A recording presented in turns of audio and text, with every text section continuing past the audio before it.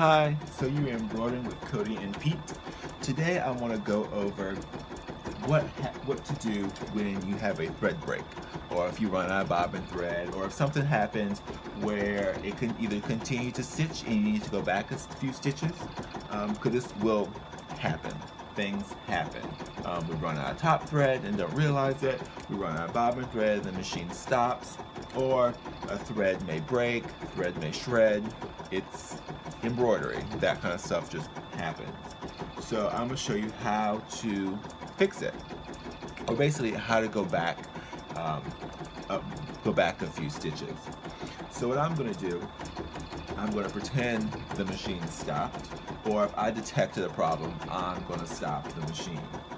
So I detected ran out of thread, or my thread broke, or whatnot.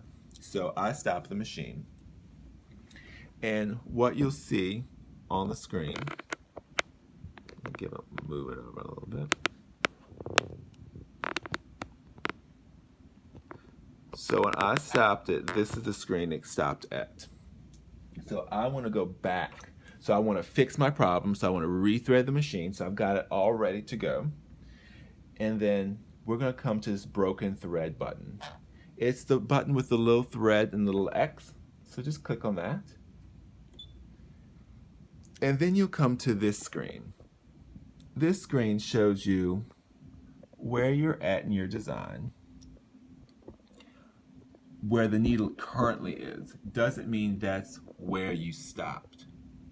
So what you're going to do from here is the left-hand side is showing you where about in your design you're currently at, and here it's showing you the exact needle penetration. So what you're going to do is you're going to use your knobs on the side, your stitch width and your stitch length knobs, to be able to go back a few stitches. So remember, the top knob will go back or forward one stitch at a time.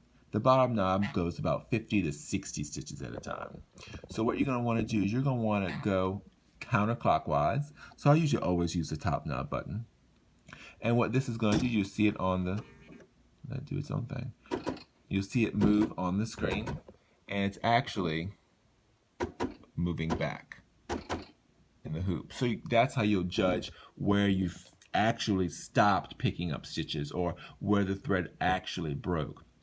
So you can go back to where you need to go, and you always want to go back a few stitches from where the thread actually broke, not exactly where the thread broke. So at that point, you've gone back to where you need to go. So you just hit the green flashing button on the machine. Just hold it down, and the machine will start. Now, and then you're good. It's all ready to go.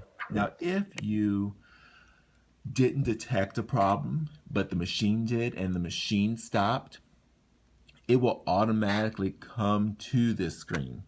You won't have to stop the machine itself, because it would have stopped, and you wouldn't have to click this button. It would automatically bring you to this screen, because the machine recognized that there was a problem.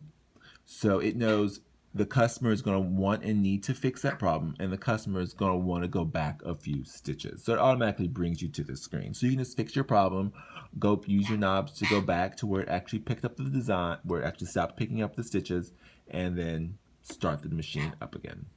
All right, hopefully that helps anybody who encounters that problem, because everybody will. It's just a fact of embroidering. All right, happy sewing.